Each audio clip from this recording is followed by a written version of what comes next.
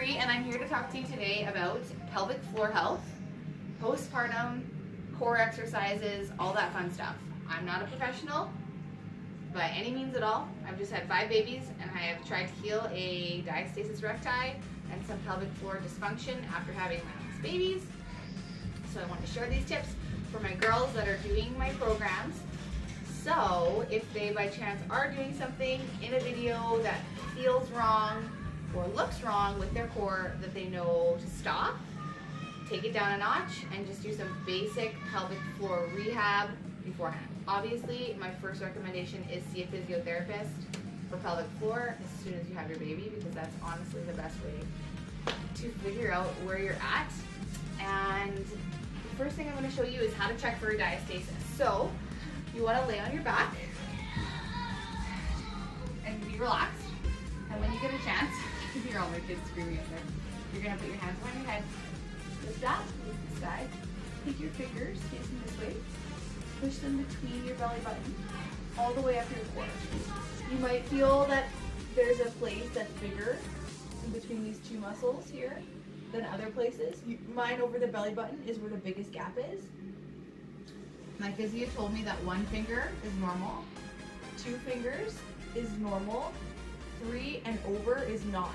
If you can't feel these muscles, there's a chance that your muscles are so far apart that you could place your whole hand in between these 2 muscles. And then you really need to see a physio. But if you don't have severe diastasis and you want to start working out again, I would recommend doing some basic pelvic floor exercises every day for a couple weeks and modifying any of your workouts that are putting pressure on your pelvic floor. So one of the first exercises I did was like this, postpartum, and you're gonna do just toe touches like this. Do like a set of 10, and you can do arms. I know these look really simple, but it's just focusing on engaging that core that's behind your back, not just the front of your body here. And then you can do it at the same time. And I can feel that activating in my core even still after doing these exercises for a long time. Then there's the opposite arm and leg. Opposite arm and leg. Yes. About 10 reps for each one. And then when you start to feel confident, you can do both legs.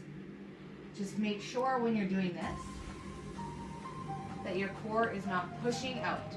As soon as you feel pushing out, the problem is that you're actually pushing your muscles further apart. So stop right away and take it back to just the simple exercises.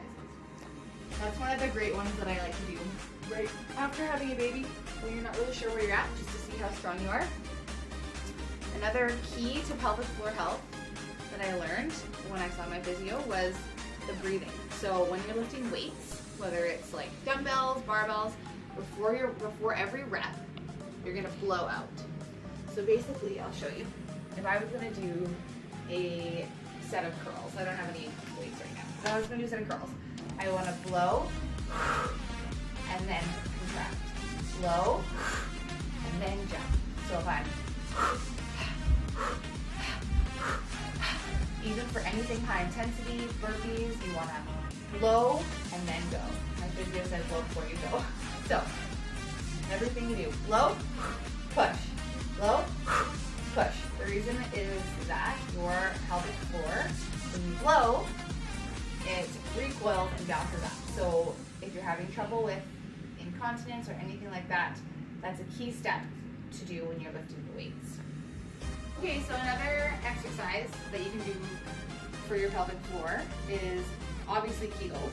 So every day work on your Kegels. Do them slow, do them fast. If you don't use the muscle, you will lose the muscle, essentially. So even like reps of 10, just quick Kegels in the car. Do fast ones, do slow ones where you hold longer. Kegel exercises are important, but they're not the only exercises that you need to do in order to have healthy pelvic floor.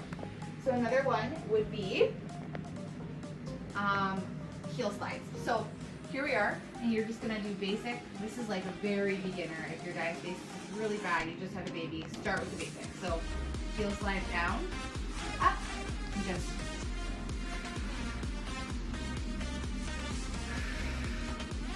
see how I'm blowing? And you want to feel that when you are using your core, it's not pushing out, so when you blow, you can tighten up your pelvic floor from the inside and from behind as you're doing it. The last one I want to show you as a modification for any of the workouts that we're doing in Lift 4 could possibly be some of the sit-up variations or planks. So when you're doing the sit-ups, if there's anything that's a full sit-up, I don't recommend doing that.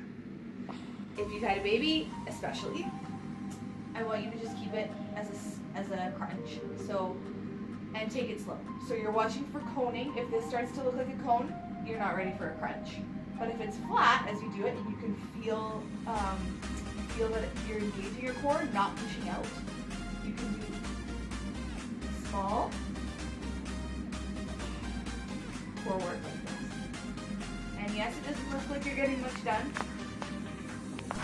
but you gotta build the foundation first before you can do anything hard. And I can still feel everything engaging. Another one is if you're doing planks or push-ups, and you feel like you're pushing out as you're doing your plank. So here I am in a plank. If you're pushing out with your stomach, that's going to be really bad for your core. So alternatively, you can do side planks. I did these throughout my pregnancy, and I really think they help. So side planks would be up here. Good. Keeping that core engaged. If it's too easy, you can do lowers with your fingers. And then switch halfway through. Right? Switch halfway through. And in terms of push-ups, if your core is really, really weak from just having a baby and you're doing the Lift 4 with me, or with somebody else, or any other type of push-ups, you can do them on an angle. So here is my bed. And this is kind of just a healthier way for your pelvic floor and your heels postpartum to do your push-ups. So you can do them. I was going to do tricep push-ups, but tricep push-ups would be like this, more or less. And this one would be like this. You can use the stairs or a bench or whatever you would need. And then as you get stronger, you can go a little lower. Right? And then you'll eventually end up on your knees, right? And then hopefully one day to your feet. So take it slow, and remember to listen to your body and see a pelvic floor specialist.